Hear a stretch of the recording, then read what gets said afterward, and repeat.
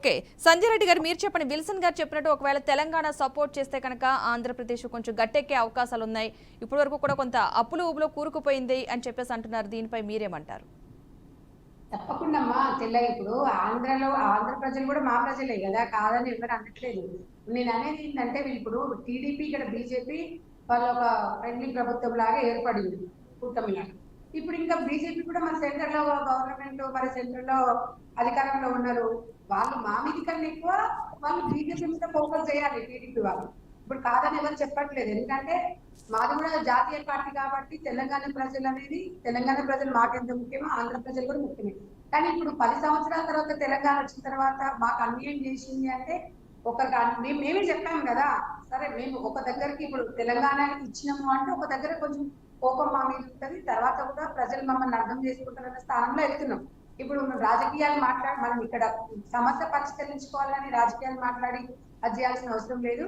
రేవంత్ రెడ్డి గారు తప్పకుండా అధిష్టానం దృష్టికి తీసుకెళ్తారు, అధిష్టానంతో చర్చిస్తారు. గతంలో కూడా రాహుల్ గాంధీ గారు, సోనియా గాంధీ గారు కూడా చెప్పిండు, రెండు కళ్ళ మాకు ఆంధ్ర తెలంగాణ రెండు కళ్ళు లాంటివి కాబట్టి ఆ ప్రజలు కూడా నష్టపోవద్దన్న ఆలోచనతోనే ఉన్నాం. ఇక్కడ ప్రతి ఒక్క మినిస్టర్స్ ఎవరైనా కానివ్వండి, రేవంత్ రెడ్డి గారు కానివ్వండి తప్పకుండా.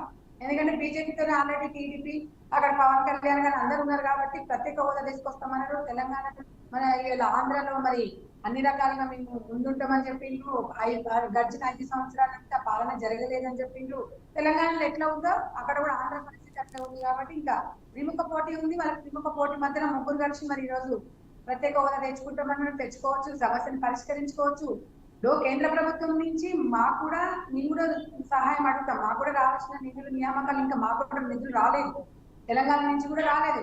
2-3 సార్లు కూడా రేవంత్ రెడ్డి గారు వెళ్ళి మోడీ గారిని కలవడం కూడా జరిగింది. కాబట్టి సమస్యను కూర్చొని పరిష్కరించుకుంటాం. కానీ వ్యక్తిగతాలకి ఇక్కడ చంద్రబాబు నాయుడు గారు కానివ్వండి, ఇక్కడ రేవంత్ రెడ్డి గారు కానీ వ్యక్తిగత వంటి ఏమి ఉండవు. ఈ ఒకవేళ రాహుల్ గాంధీ గారు ఒప్పుకోరేమో, లేకపోతే ఏంటంటే కాంగ్రెస్ పార్టీ అనేది మీరు ఒక్కటే గుర్తు పెట్టుకోవాలమ్మా, ఏదైనా అది కుటుంబం కోసం పనిచేయడం కాదు, ప్రజల కోసం పనిచేసేదే. కాబట్టి ప్రజల మేలు కోసము త్యాగం అనేది వాళ్ళ బ్లడ్ లోనే ఉంది. కాబట్టి కాంగ్రెస్ పార్టీ తప్పకుండా అందరికీ న్యాయం చేస్తుంది. నేను కూడా అదే చెప్పిన, ప్రత్యేక హోదా ఇస్తామని మేము బీజేపీ పార్టీ అలా చెప్పినప్పుడు మరి ఎందుకు ఇవ్వలేదని చెప్పి చాలా సందర్భాలలో నేను కూడా కాంగ్రెస్ పార్టీ నుంచి కూడా మన ఆంధ్ర ప్రజల తరఫున కూడా మేము కొట్లాడడం జరిగింది.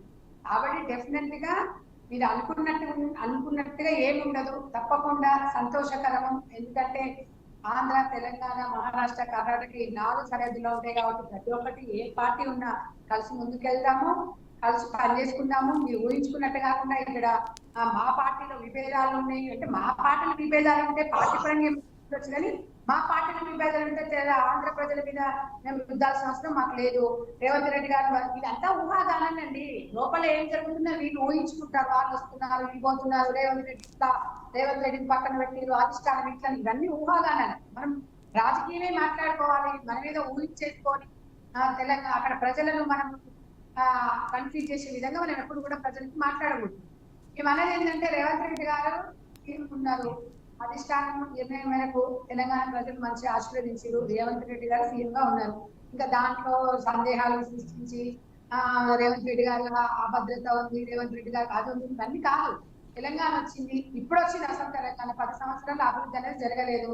మీరు చూసింది కదమ్మా, ఆ దగ్గర 6-7 సంవత్సరాల నుంచి తెల్ల రేషన్ కార్డు లేవు, ఎక్కడ పెన్షన్స్ లేవు, దానికి దీనికి ముడిపెట్టినారు. ఈ పాలన అనేది గాడిన పడాలంటే ప్రతి రాష్ట్రం కలుసుకొని సమన్వయం పాటించుకుంటూ, గతంలో కూడా మరి వాళ్ళిద్దరు చాలా జగన్ గారు, కేసీఆర్ గారు ఇద్దరు ఉన్నారు, కానీ వ్యక్తిగతంగా ఇద్దరు కలిసి ఉన్నారు తప్ప రాష్ట్ర ప్రయోజనాల కోసం, రాష్ట్ర ప్రజల కోసం ఏ 2 పార్టీలు ఆలోచించలేదు. మీరు గమనించండి. అక్కడ అది మేము ప్రతిపక్షంలో ఉన్న అధికారంలో ఉన్న ఒకటేలాగా మాట్లాడతాం. మరి జగన్ కవలించుకున్నాడు, హైదరాబాద్ వస్తే ఈయన ఆయన చూసుకున్నాడు, ఆయన పోతే ఆయన మరి అన్ని చేసుకున్నారు, మరి అన్ని మంచిగానే చేసుకున్నారు. అక్కడ ఆంధ్ర ప్రజలకు ఎందుకు అన్యాయం చేసినారు జగన్మోహన్ రెడ్డి గారిని అడగాలి మనం. వైఎస్ఆర్ పార్టీ ఒకసారి లైవ్ లో వచ్చినప్పుడు ఈసారి వాళ్ళని కూడా కూర్చోబెట్టండి. తెలంగాణ మరి వాళ్ళ ఆంధ్ర రాష్ట్రం ఏ రకంగా అయ్యిందని, వాళ్ళు ఏం చేసిండ్రు అనేది అడగాలి. సో కాంగ్రెస్ పార్టీ తప్పకుండా 100% ఆ తెలంగాణ ఆంధ్ర రాష్ట్రానికి కంపల్సరీ సహకరిస్తుంది. కాంగ్రెస్ పార్టీ వ్యక్తిగతం అంటే ఏముండదు, ప్రజల కోసం పనిచేస్తారు కాబట్టి డెఫినెట్ గా డాన్స్ గా చెప్తున్నాము. మంచిగానే మనం ఎప్పుడైనా కూడా మంచి ఆలోచించాలి. ఇక మా కాంగ్రెస్ పార్టీ గురించి ఇంట్లో మా కాంగ్రెస్ పార్టీ కొంచెం స్వేచ్ఛ ఎక్కువ ఉంటుంది కాబట్టి ప్రతి ఒక్కరు కూడా, నేను ఒక స్వేచ్ఛ ఉంది. బీఆర్ఎస్ పార్టీ టీవీలలో చర్చ సమావేశాలు మాట్లాడారు. కొన్ని పార్టీలలో కొన్ని వాళ్ళకు ఉంటాయి, కానీ కాంగ్రెస్ పార్టీలో ఒక వ్యక్తి సామాన్యమైన మామూలు వ్యక్తి అయినా కూడా రాజకీయ పరంగా ఎదగడానికి పుష్కలమైన ఫెసిలిటీస్ కాంగ్రెస్ పార్టీలో ఉంటాయి. కాబట్టి ఊహాగానాలు కూడా ఓకే. ఎక్కువ ఉంటాయి, మా మీదనే ఫోకస్ ఎక్కువ ఉంటది. కాబట్టి ప్రజలకు మంచి చేసేది కూడా కాంగ్రెస్ పార్టీ కాబట్టి తప్పకుండా ఎందుకు లాంటి కాబట్టి మీరు అన్నట్టుగా ప్రజల సమక్షంలో కూర్చుంటారు, మాట్లాడుకుంటారు, అందరు వెళ్తారు, చూస్తారు కదా, రేపు మీరు కూడా చూసిన తర్వాత మాట్లాడుకుంటారు. ఏ పంచాయతీ చెప్పాలన్నా మనం అలా కేంద్ర ప్రభుత్వం దగ్గరికి వెళ్ళాలి కాబట్టి మంచి వాళ్ళు కూడా ఇప్పుడు బీజేపీ మరి ఆంధ్ర రాష్ట్రంలో మరి పొత్తుగా భాగంగా వాళ్ళు కూడా పనిచేస్తున్నారు కాబట్టి చూద్దాం ఏ మేరకు మరి వాళ్ళు కూడా ఏం న్యాయం చేస్తారు, ఆంధ్ర ప్రజలకు ఇక్కడ తెలంగాణకు ఏం చేస్తారు అనేది కూడా మనం చూడాల్సిన అవసరం ఉంది. ఓకే.